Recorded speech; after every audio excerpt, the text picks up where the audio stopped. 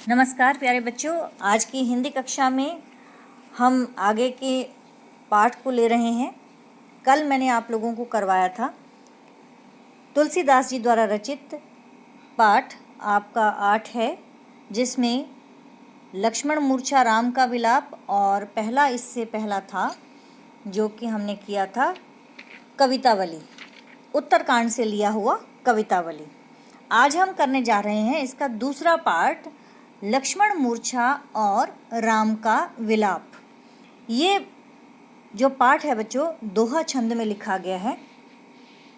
रामचरितमानस के लंका कांड से ये पाठ लिया गया है। ये एक छोटा सा अंश है जिसमें कि लक्ष्मण को शक्ति बाण लग जाने के कारण वे मूर्छित हो जाते हैं और उन्हें इस प्रकार से मूर्छा में पड़े हुए देखकर बार बार हिलाने पर भी जब लक्ष्मण नहीं उठते हैं तो राम का विलाप जिस प्रकार से, हालांकि राम जो हैं वो स्वयं भगवान विष्णु का अवतार थे, भगवान का रूप थे, भगवान का अवतार होने के बावजूद भी उन्होंने इस पृथ्वी लोक पर आकर एक सामान्य मानव के समान एक विलाप करते हुए दिखाया है कि दुख में जो मनुष्य कितना दुखी होकर जो है वो प्रलाप करने लगता है।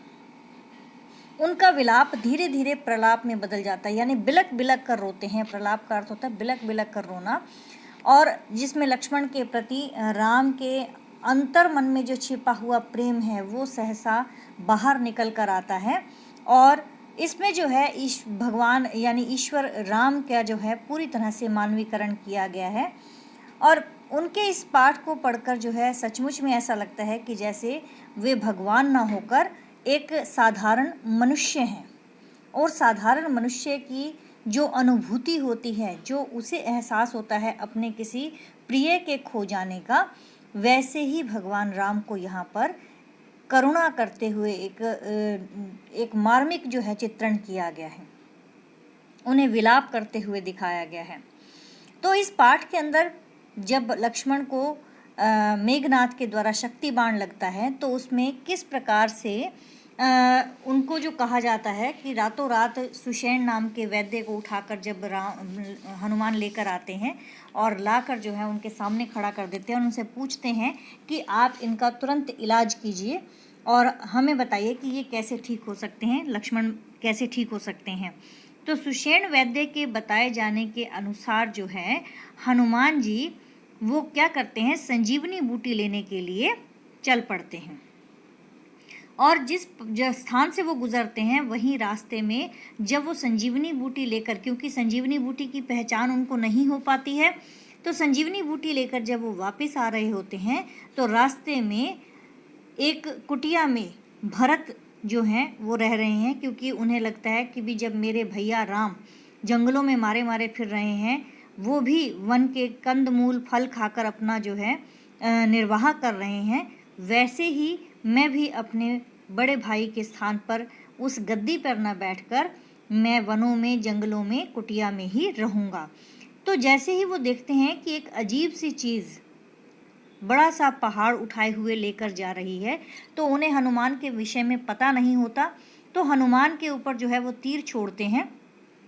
और जैसे ही हनुमान को वो तीर लगते हैं तो उनको लगता है कि कोई ना कोई व्यक्ति है यहाँ पर जो कि समझ नहीं पा रहा है कि वो कौन है।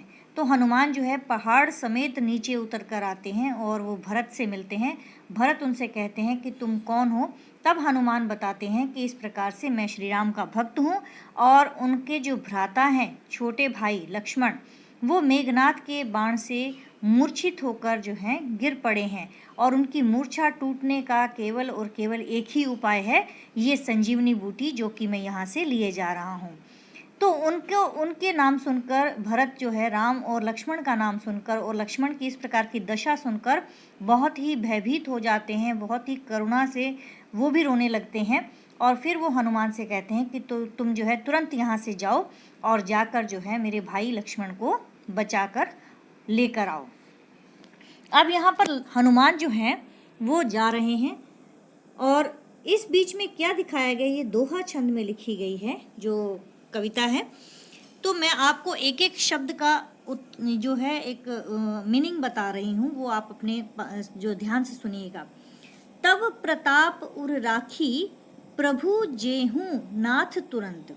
अब तव का अर्थ है तुम्हारा, प्रताप यानी यश, कीर्ति, कि तुम्हारा यश उर राखी, उर का अर्थ होता है हृदय, राखी का अर्थ है रख कर, कि तुम्हारा प्रताप हृदय में रख कर जे प्रभु जेहू नाथ तुरंत, हे नाथ हे प्रभु मैं तुरंत ही चला जाऊंगा। अब वो क्या किसको कह रहे हैं यहाँ पर हनुमान? यहाँ हनुमान जो है भरत से कह रहे हैं, क्योंकि इससे पहले राम और लक्ष्मण को ही हनुमान जानते थे। भरत से उनकी पहली मुलाकात थी, तो भरत भी उनको राम के समान ही बहुत ही शांत और शील स्वभाव के लगे और उनसे जो है वो बहुत ही प्रभावित हुए। तो हनुमान जो है उनसे कहते हैं कि आपका जो यश है वो मैं अपने हृदय में रखकर हे नाथ हे प्रभु मैं यहाँ से तुरंत ही चला जाऊंगा। जेहूं का मतलब है जाऊंगा, तुरंत का मतलब उसी समय, इसी समय जो है यहाँ से चला जाऊंगा। अस कही, अस मतलब इस तरह, कही कहकर, आयसु पाई, आयसु का अर्थ होता है आज्ञा, पाई मतलब पाकर, ऐसा कहकर आज्ञा पाकर पदबंदी चलेऊ हनुमंत। पदबंदी, पद मतलब होता है पैर और बंदी का मतलब वंदना करके, चलेऊ हनुमंत हनुमान चल पड़े। ऊपर वाली पंक्ति एक बार फिर से देखेंगे कि तब प्रताप उर राखी प्रभु जेहू नाथ तुरंत, कि हे प्रभु आपका प्रताप मैं अपने हृदय में रखकर मैं यहाँ से तुरंत ही चला जाऊंगा। वो क्या कहते हैं? हे प्रभु हे नाथ आपका प्रताप अपने हृदय में रखकर यहाँ से तुरंत ही चला जाऊंगा। अस कही आयसु पाई, ऐसा कहकर आज्ञा पाकर पदबंदी पैरों में वंदना करते हुए, चरणों में वंदना करते हुए चलेऊ हनुमंत हनुमान चल पड़े। भरत बाहुबल सील गुण प्रभु पद प्रीति अपार। भरत बाहुबल, भरत का बाहुबल, बाहु का अर्थ होता है भुजा, यानी कि उनकी भुजाओं का बल, क्योंकि हनुमान के ऊपर जो है उन्होंने तीर छोड़े थे, हनुमान से युद्ध करने के लिए वो आगे बढ़े थे, तो उन्हें लगा कि जैसे श्री राम बलशाली हैं, जैसे श्री राम जो हैं बहुत ही बहादुर हैं, वैसे ही भरत भी अपने भाई के समान जो है भुजाओं का उनमें बहुत बल है, उनकी भुजाओं में वैसे ही श्री राम के समान बल है। तो वो कहते हैं कि भरत का बाहुबल और सील गुण प्रभु पद प्रीति अपार। सील का अर्थ होता है सद्व्यवहार, उनका जो है अच्छा व्यवहार, गुण का मतलब है गुण और प्रीति मतलब प्रेम। तो वो कहते हैं कि इस प्रकार प्रभु के यानी भरत के बाहुबल और उनके सद्व्यवहार और उनके गुणों को देखते हुए या मन में रखते हुए और प्रभु पद प्रीति अपार और अपने प्रभु राम के प्रति जो है भक्ति या उनके अपार भक्ति को मन में बार बार सराहते हुए मन महु जात सराहत, मन महु का मतलब होता है मन में ही, जात सराहत मन में ही सराहना करते हुए पुनि पुनि पवन कुमार, बार बार हनुमान जो है उनकी प्रशंसा करते हुए चलते चले जा रहे हैं। इसको फिर से सुनिएगा कि तब प्रताप उर राखी प्रभु जेहू नाथ तुरंत, कि हे प्रभु हे नाथ तुम्हारा प्रताप यानी कि आपका प्रताप हृदय में रखकर तुरंत मैं वहां जाऊंगा। कहाँ? जहां पर लक्ष्मण मूर्छित पड़ा हुआ है, तुरंत समय से मैं वहां पहुंच जाऊंगा। अस कही आयसु पाई, ऐसा कहकर आज्ञा पाकर पदबंदी चलेऊ हनुमंत, पैरों में चरणों में वंदना करते हुए हनुमान चल पड़े। भरत बाहुबल सील गुण प्रभु पद प्रीति अपार। भरत के बाहुबल और उनके शील स्वभाव तथा प्रभु के चरणों में उनकी अपार भक्ति को मनमहु जात सराहत, मन में बार बार सराहते हुए पुनि पुनि पवन कुमार, पुनि पुनि का अर्थ होता है यहाँ पर बार बार सराहना करते हुए हनुमान संजीवनी बूटी लेकर लंका की तरफ चले जा रहे थे। अब यहाँ पर जो है बच्चों साथ साथ आप ये भी नोट करते रहें कि कहाँ पर कौन सी पंक्ति में कौन कौन सा जो है अलंकार है। तो पहली पंक्तियों में इस पहले पैराग्राफ के अंदर जो है पूरे की पूरी इस कविता में करुण रस जो है दिखाई देता है और मनमहु और पुनि पुनि पवन कुमार में अनुप्रास अलंकार है। जहाँ पर एक ही वर्ण की आवृत्ति बार बार होती है वहाँ पर अनुप्रास अलंकार होता है। और पुनि पुनि का अर्थ यानी कि एक ही शब्द की उक्ति जब दोबारा होती है, एक ही शब्द दोबारा उसी तरीके से बोला जाता है तो वहाँ पुनरुक्ति प्रकाश अलंकार होता है। तो यहाँ पर जो है आप लिखेंगे कि मनमहु और पुनि पुनि पवन कुमार में अनुप्रास अलंकार है और केवल पुनि पुनि में पुनरुक्ति प्रकाश अलंकार है। भाषा इसमें अवधि भाषा है और दोहा छंद का प्रयोग किया गया है। अगले पैरा में क्या कहते हैं, यहाँ पर जो है उहाँ राम लक्ष्मण ही निहारी, और वहाँ पर राम जो है लक्ष्मण को निहारे चले जा रहे हैं। बोले वचन मनुज अनुसारी, और मनुज का मतलब होता है मनुष्य, अनुसार का मतलब उनके तरीके से, उनके समान, मनुष्य के समान।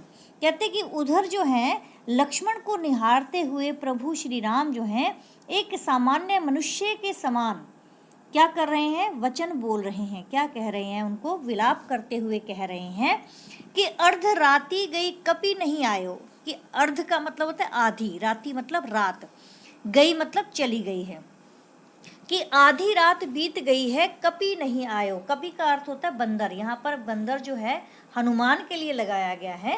कहते कि आधी रात बीत गई है लेकिन अभी हनुमान नहीं आए हैं। राम उठाई अनुज उर लायो, राम ने उठाकर, अनुज का मतलब होता है छोटा भाई, राम ने अपने छोटे भाई लक्ष्मण को उठाकर उर लायो।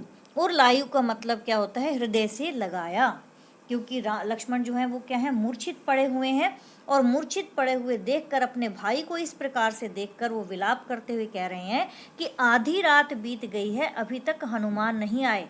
और वो क्या कर रहे हैं, लक्ष्मण को उठाकर उन्होंने सीने से लगा लिया, अपने हृदय से लगा लिया। सकहूँ ना दुखित देखी मोहि काऊ, वो कहते तुम तो मुझे दुखी देख ही नहीं सकते थे। सकहूँ का मतलब यहाँ पर क्या है, सके, और दुखित का मतलब दुखी, देखी मतलब देख नहीं सकते, मोही का मतलब मुझे, काऊ मतलब किसी प्रकार से, कि तुम तो मुझे किसी प्रकार से भी दुखी नहीं देख सकते थे। बंधु सदा तब मृदुल स्वभाव, कि हे बंधु, हे मेरे मित्र, बंधु मतलब अपने भाई को कह रहे हैं कि हे बंधु, हे मेरे मित्र, तुम तो कभी भी मुझे दुखी नहीं देख सकते थे। तुम्हारा स्वभाव जो है वो तो सदैव से कोमल और निर्मल रहा है, विनम्र रहा है। कि बंधु सदा तब मृदुल स्वभाव, स्वभाव का मतलब होता है स्वभाव, मृदुल का मतलब होता है बहुत मीठा, कोमल, विनम्र। कि हे बंधु तुम्हारा स्वभाव तो बहुत ही कोमल और जो है विनम्र है। मम हित लागी तजेहु पितु माता, मम हित लागी, वो कहते मम का मतलब मेरे लिए, और हित का मतलब मेरे भले के लिए, कि मेरे भले के लिए तुमने क्या कर दिया, तजेहू पितु माता, तजेहू मतलब त्याग कर दिया, पितु मतलब पिता, माता मतलब अपनी माता, कि मेरे भले के लिए तुमने अपने माता पिता का त्याग कर दिया। सहेहू विपिन हिम आतप बाता, सहेहू का मतलब होता है सहन किया, विपिन का मतलब है जंगल, हिम का अर्थ होता है बर्फ, और आतप का अर्थ है धूप, और बाता का मतलब होता है हवा, यानी कि तूफान या हवा। वो कहते हैं कि तुमने जो है मेरी खातिर मतलब मेरे हित के लिए, मेरे लिए ही तुमने माता पिता को त्याग दिया, और जंगल में ठंड धूप, विपिन का मतलब भी मैंने बताया था जंगल, जंगल में हिम का मतलब बर्फ, यहाँ बर्फ से मतलब है ठंड से, कि जंगल की ठंड, आतप धूप, बाता तूफान, कि जंगल में सब प्रकार से तुमने ठंड धूप तूफान आदि को सहन किया है। तो वहाँ पर वो जो है वो क्या कहते हैं कि तुमने मेरे ही खातिर, मेरे ही कारण से ये सब काम किया है। तो इतना तो निर्मल तुम्हारा स्वभाव था। एक बार मैं इसको फिर से दोहरा देती हूँ कि उहाँ राम लक्ष्मण ही निहारी, कि वहाँ पर राम जो है लक्ष्मण को निहारते हुए बोले वचन मनुज अनुसारी, मनुष्य के समान, सामान्य मनुष्य के समान जो है वो विलाप करते हुए बोले कि अर्ध राति गई कपि नहीं आयो। अब उनको चिंता हो गई कि आधी रात बीत गई है, हनुमान अभी नहीं आए हैं। राम उठाई अनुज उरलायो, राम ने अपने अनुज को लक्ष्मण को, अपने अनुज लक्ष्मण को, अपने छोटे भाई लक्ष्मण को उठाकर अपने हृदय से लगाकर बोले, सकहूँ न दुखित देखी मोहि काऊ, कि तुम तो मुझे किसी प्रकार से दुखी देख भी नहीं सकते थे। बंधु सदा तव मृदुल स्वभाव, कि हे बंधु, हे मेरे मित्र, तुम्हारा स्वभाव तो बहुत ही कोमल और विनम्र रहा है।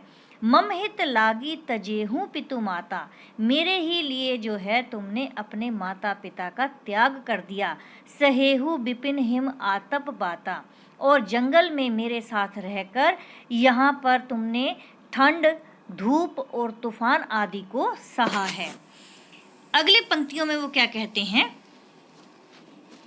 अगली पंक्तियों में कहते हैं कि सो अनुराग कहाँ अब भाई। अब पहली पंक्ति है, सो अनुराग कहाँ अब भाई, कि हे मेरे भाई वो अनुराग अब कहाँ है। अनुराग का अर्थ है प्रेम। तो कहते हैं कि हे मेरे भाई मुझे बताओ कि वो तुम्हारा अनुराग, वो तुम्हारा प्रेम अब कहाँ है। उठूँ ना सुनी मम बच बिकलाई, कहते अब तुम जो है मेरे व्याकुलता पूर्वक जो वचनों को सुनकर भी उठते क्यों नहीं। यहाँ पर जो है वो कह रहे हैं उठूँ ना सुनी, उठूँ का मतलब उठते क्यों नहीं हो। मम बच बिकलाई, मम का मतलब मेरे, बच का मतलब वचन, बिकलाई का मतलब व्याकुलता पूर्वक, व्याकुलतापूर्ण, कि अब तुम मेरे व्याकुलतापूर्ण वचन सुनकर उठ क्यों नहीं रहे हो। कहाँ चला गया अब तुम्हारा वह अनुराग, कहाँ चला गया तुम्हारा वो प्रेम। जो जनतेऊ बन बंधु बिछोहू, कहते हैं कि जो जनतेऊ बन बंधु बिछेहू, यहाँ पर जो है जो का अर्थ है जो, यहाँ पर जो है जनतऊ, जनतऊ का मतलब होता है जानता है, जो मतलब होता है यदि, जनतेऊ जानता, बिछोहू, बिछोहू का मतलब होता है बिछड़ना, और मन तेऊ का मतलब है मानता, ओहू मतलब उस। कहते हैं कि यदि मैं जानता, जो मैं ये जान लेता है, जो का मतलब अभी मैंने बताया यदि, कि यदि मैं जानता वन बंधु बिछोहू, कि वन में जाने के बाद मैं अपने मित्र को, अपने भाई को से बिछड़ जाऊंगा। पितु वचन मनतेऊ नहीं ओहू, तो मैं अपने पिता के उस वचन को नहीं मानता। यानी कि पिता ने जो कहा था ना वनवास में, 14 वर्ष के वनवास के लिए चले जाओ, रातों रात उनको कह दिया और सुबह जो है राज्याभिषेक की बजाय उनको वनवास मिल गया श्री राम को। तो कहते यदि मैं जानता कि मेरा बंधु मतलब मेरा मित्र, मेरा भाई इस वन में आने के बाद मुझसे बिछड़ जाएगा, तो मैं पिता के वो वचन जो है कभी नहीं मानता। सुत बित नारी भवन परिवारा, अब वो क्या कहते हैं, सुत का मतलब होता है पुत्र, और वित्त का मतलब होता है धन, नारी मतलब होता है पत्नी यानी स्त्री, और भवन का मतलब होता है महल, परिवार जो हमारा कुल है, परिवार है। श्री राम जो है उस समय में व्याकुल हैं, और व्याकुल होते हुए क्या कहते हैं कि संसार में पुत्र, सुत मतलब पुत्र, वित्त धन, नारी स्त्री, भवन और परिवार, कहते हैं हो ही जाही जग बार ही बारा, कहते हैं कि ये जो है बार बार मिल जाते हैं। हो ही जाही जग, जग मतलब होता है संसार, बार ही बारा, बार बार जो है इस संसार में आकर मिल जाते हैं। सुत बेटा, वित्त धन, नारी स्त्री, भवन और परिवार, ये सब जो है इस संसार में आकर बार बार मिल जाते हैं और नष्ट हो जाते हैं। अस बिचारी जिए जागहूँ ताता, मिले न जगत सहोदर भ्राता।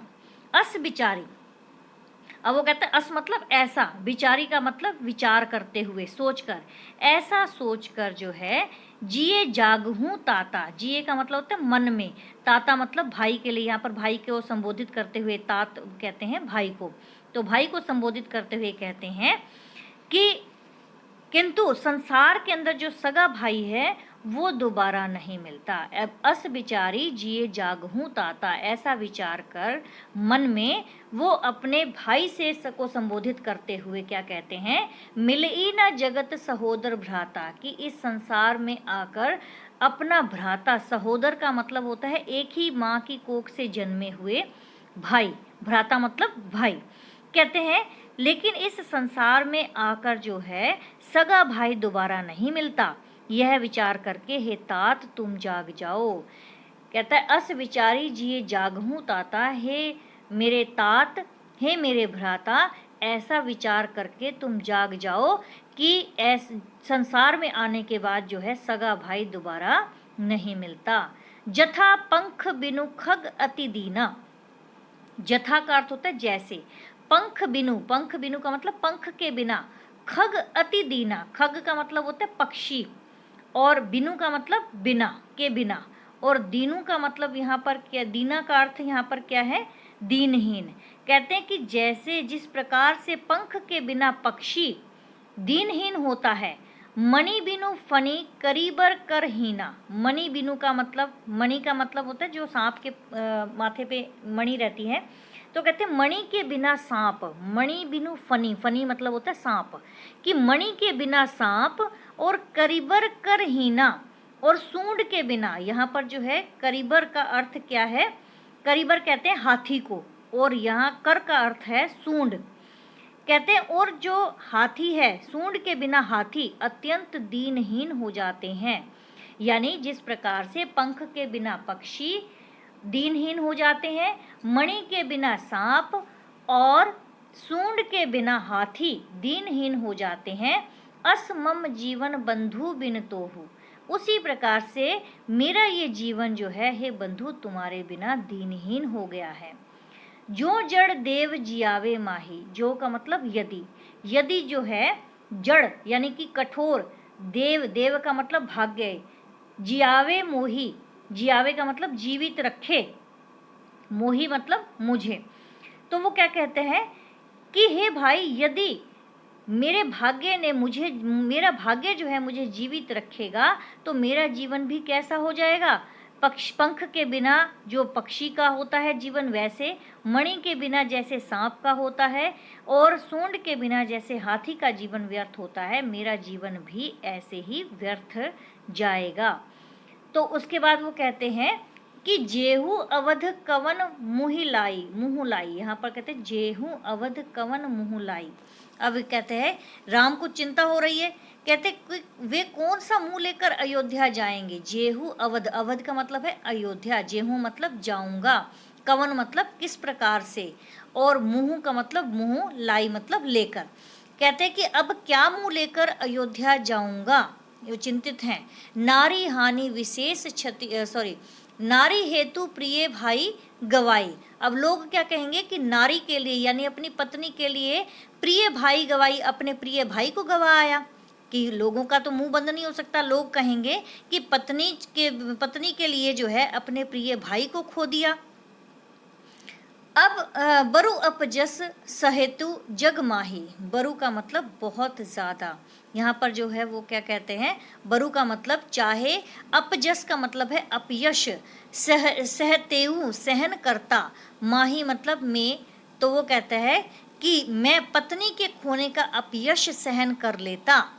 पत्नी का मतलब पत्नी खो गई है तो पत्नी के जो है खो जाने का अपयश मैं सहन कर लेता, क्योंकि नारी हानि विशेष क्षति नाही, क्योंकि नारी की हानि जो है विशेष क्षति नहीं होती, यानी कि नारी की जो हानि है वो विशेष नहीं होती। क्षति का मतलब होता है हानि, तो नारी की जो हानि हो जाए यानी कि नारी अगर दूर चली जाए तो उसकी विशेष हानि नहीं होती। अब अपलोकु सोकु सुत तोरा, से ही निठुर कठोर उर मूरा। अब वो क्या कहते हैं, अब अपलोकु, अब का मतलब अब, अपलोकु मतलब अपयश, से ही मतलब सहन कर लेगा, निठुर का अर्थ क्या है कठोर, और उर का अर्थ क्या हो गया यहाँ पर हृदय, मोरा मतलब मेरा। तो लक्ष्मण जब होश में नहीं आते तो राम विलाप करते हुए क्या कहते हैं कि अब जो है मेरा निष्ठुर और जो कठोर हृदय है अपयश और तुम्हारा शोक दोनों को सहन करेगा, यानी कि एक तो लोग कहेंगे, ऊपर से तुम्हारा जो बिछोह है वो भी, उसको भी सहन करना, इसका भी शोक जो है मेरे मन में रहेगा कि अब मेरा निष्ठुर जो है और कठोर हृदय अपयश और तुम्हारा शोक दोनों सहे। आगे वो कहते हैं निज जननी के एक कुमारा, तात तासु तुम प्राण अधारा। निज का मतलब है अपने, जननी का अर्थ होता है माता, तो वो कहते हैं कि अपनी माता के तुम एक कुमारा, निज जननी के एक कुमारा, यहाँ पर कुमारा का अर्थ है पुत्र, तो कहते अपनी माँ के तुम एकमात्र पुत्र हो, एक ही पुत्र हो, और तात तासु तुम प्राण आधारा, और हे तात तुम उसके प्राणों के आधार हो। तात जो है पिता को भी कहा जाता है और तात यहाँ पर भाई को भी कहा गया है। तो कहते हैं कि हे तात तुम अपनी माता के एक ही पुत्र हो और उसके प्राणों के आधार हो। सौंपे सी मोही तुम ही गही पानी, सब विधि सुखद परम हित जानी। सौंपे सी, अब यहाँ पर सौंपे सी का अर्थ है सौंपा था। मोही, मोही का अर्थ है मुझे। गही, गही का अर्थ है पकड़ कर। पानी मतलब हाथ, यहाँ पर पानी का अर्थ होता है, पानी कहा जाता है हाथ को। तो पानी से अर्थ वो नहीं है, जल को नहीं कहा जाता, यहाँ पर पानी से अर्थ है हाथ से। तो उन्होंने कहा था कि श्री राम जो है बिलक बिलक कर कहते हैं कि जब जाने लगे थे वनवास को, तो जाते समय जो है सौंपे सी, यानी कि सौंपा था मोही, यानी मुझे, यानी कि उसने जो है सब प्रकार के सुख देने वाले परम हितकारी जानकर मुझे तुम्हें सौंपा था। किसने? लक्ष्मण की माता सुमित्रा ने। तो वो लिखते हैं कि सब विधि सुखद परम हित जानी। कहते सब विधि, सब विधि का मतलब सब प्रकार से सुखद और परम हित जानी, परम और हित को चाहने वाले, हितैषी मानकर सौंपे सी मोही तुम ही गही पानी, तुम्हें जो है तुम्हारे हाथ को जो है मेरे हाथ में सौंपा था। कहने का अर्थ क्या था कि सुमित्रा को विश्वास था कि लक्ष्मण जो है राम के साथ रहेंगे तो मेरे लक्ष्मण को कुछ भी नहीं हो सकता। तो इसलिए एक विश्वास करके तुम्हारी माता ने, सुमित्रा ने, सब प्रकार से सुख देने वाला और परम हितकारी जानकर ही तुम्हें मुझे सौंपा था। उतरू कहा देहु तेहि जाई। वो कहते उतरू कहा देहु तेहि जाही। उतरू का अर्थ यहाँ पर क्या है कि उत्तर, कहा का मतलब क्या, तेही मतलब उसे।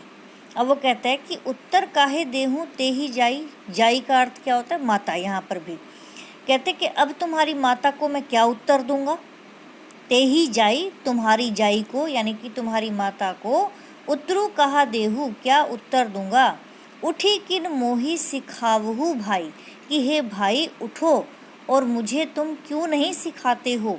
किन का अर्थ यहाँ पर क्यों नहीं है, किन का अर्थ है क्यों नहीं। मोही मतलब मुझे, सिखावहू, सिखावहू का मतलब सिखाते हो। तो कहते हैं कि हे लक्ष्मण उठो, तुम स्वयं उठकर मुझे क्यों नहीं बताते हो कि मैं तुम्हारी माँ को क्या उत्तर दूँ। बहुविधि सोचत सोच विमोचन। बहुविधि सोच विमोचन का मतलब इस प्रकार से अनेक प्रकार के, बहुत प्रकार से सोच विचार करके स्त्रवत सलील राजीव दललोचन। स्त्रवत का मतलब जो है उनकी बहना, सलील का मतलब अर्थ होता है जल यानी कि पानी, और राजीव का मतलब होता है कमल। दल का मतलब कमल का जो है एक कमल के क्या बोल सकते हैं उसको, समूह। लोचन आँखें। तो यहाँ पर वो कहते हैं कि इस प्रकार से अनेक प्रकार से विचार किया करते हुए उनके कमल रूपी सुंदर ना आँखों से क्या बहने लगे, आंसू बहने लगे। अब यहाँ पर जो है भगवान राम रो रहे हैं, तो उनकी आँखों को, उनके नेत्रों को किसके साथ जो है यहाँ पर उन्होंने उपमा दी है, राजीव दल लोचन। लोचन का अर्थ होता है नेत्र।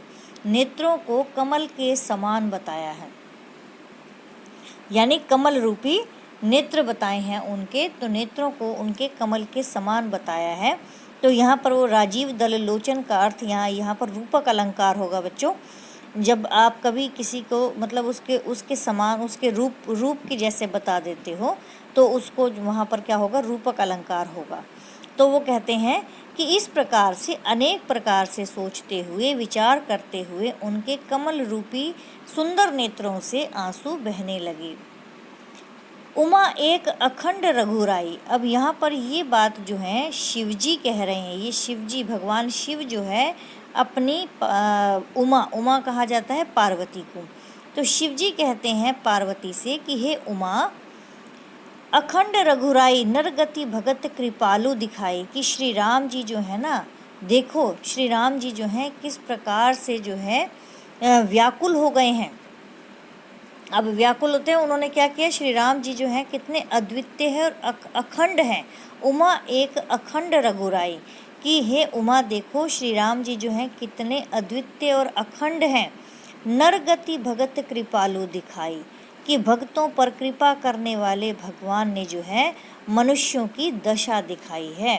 नर गति, नर का मतलब होता है मनुष्य, गति का मतलब उनकी दशा, और भगत का मतलब है अपने भक्तों को, और कृपालु मतलब कृपा करके, दिखाई मतलब दिखाई, कि भक्तों पर कृपा करने वाले भगवान ने मनुष्य की कैसी दशा दिखाई है, कि अपने प्रिय के चले जाने का उसको कितना दुख होता है। तो इससे अगला जो है सोरठा है, जो हम अगले पार्ट में करेंगे। इससे पहले कि मैं इस वीडियो को समाप्त करूं, मैं चाहूँगी कि आप सभी अपने अपने नोटबुक के अंदर अंडरलाइन करके ये ज़रूर लिख लें कि कहाँ पर कौन सा अलंकार है। तो ऊपर जो है हमने देखा था बोले वचन, यहाँ पर जहाँ पर भी दोनों बन बंधु और बच बिकलाई, जहाँ पर भी एक प्रकार की एक ही तरह की वो आ रही हैं, आपको दिखाई दे रहे होंगे शब्द 12 12, जहाँ जहाँ ये दिखाई दे रहे हैं वहाँ वहाँ पर अनुप्रास अलंकार होगा।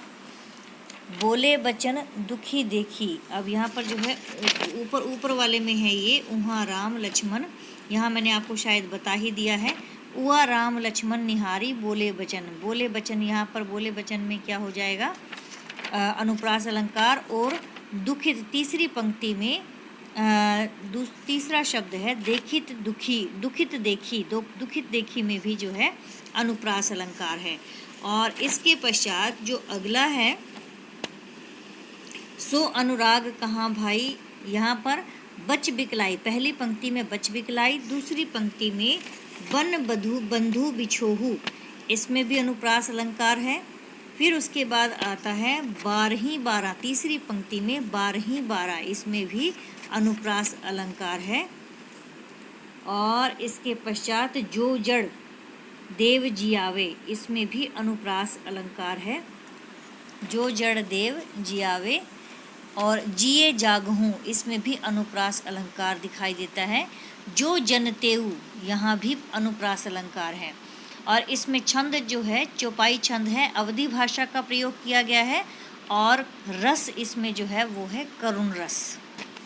और इसके पश्चात आपको मैंने बताया था कि लास्ट की जो पंक्ति है जहाँ पर राजीव दल लोचन, यहाँ स्त्रवत सलील में भी आप देखेंगे अनुप्रास अलंकार है, और बहुविधि में भी अनुप्रास अलंकार है।